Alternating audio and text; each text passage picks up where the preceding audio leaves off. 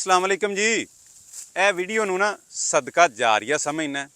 ਤੁਹਾਨੂੰ ਪਤਾ ਹੈ ਕਿ ਸਾਡੇ ਪੰਜਾਬ ਦੇ ਵਿੱਚ ਨਾ ਕਣਕ ਜਿਹਨੂੰ ਉਰਦੂ 'ਚ ਅਸੀਂ ਗੰਦਮ ਕਹਿੰਦੇ ਆ ਉਹਦੀ ਫਸਲ ਤਕਰੀਬਨ ਰੈਡੀ ਹੈ। ਗਰਮੀ ਵੀ ਬਹੁਤ ਜ਼ਿਆਦਾ ਹੋ ਗਈ ਹੈ ਤੇ ਅਕਸਰ ਤੁਸੀਂ ਵੇਖਿਆ ਹੋਣਾ ਕਿ ਹਰ ਸਾਲ ਹਜ਼ਾਰਾਂ ਏਕੜ ਜਿਹੜੀ ਸਾਡੀ ਗੰਦਮ ਹੈ ਕਣਕ ਹੈ ਉਹ ਸੜ ਜਾਂਦੀ ਹੈ ਔਰ ਪਤਾ ਹੀ ਨਹੀਂ ਲੱਗਦਾ ਕਿ ਅੱਗ ਲੱਗ ਕਿਸ ਤਰ੍ਹਾਂ ਰਹੀ ਹੈ। ਇਹ ਮੁੰਡਾ ਤੁਹਾਨੂੰ ਨਜ਼ਰ ਆ ਰਿਹਾ ਹੋਣਾ ਕਟਾਈ ਕਰ ਰਿਹਾ। ਇਹ ਉੱਤੇ ਟਰਾਂਸਫਾਰਮਰ ਹੈ।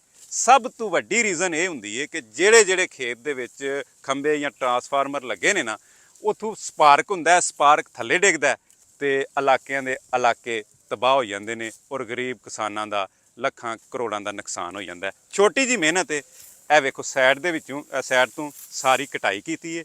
ਇੱਥੋਂ ਜਿਹੜਾ ਨਾ ਅਸੀਂ ਇਹ ਗੰਦਮ ਚੁੱਕ ਲੈਣੀ ਹੈ। ਅਗਰ ਇਹ ਸਪਾਰਕ ਹੋ ਕੇ ਥੱਲੇ ਡਿੱਗੇਗਾ ਵੀ ਤੇ ਕੋਈ ਮਸਲਾ ਨਹੀਂ, ਕੋਈ ਨੁਕਸਾਨ ਨਹੀਂ। ਇਸੇ ਤਰ੍ਹਾਂ ਹਰ ਜ਼ਿਮੀਂਦਾਰ ਜਿਹਦੇ ਖੇਤ ਦੇ ਵਿੱਚ ਇਸ ਤਰ੍ਹਾਂ ਦਾ ਟਰਾਂਸਫਾਰਮਰ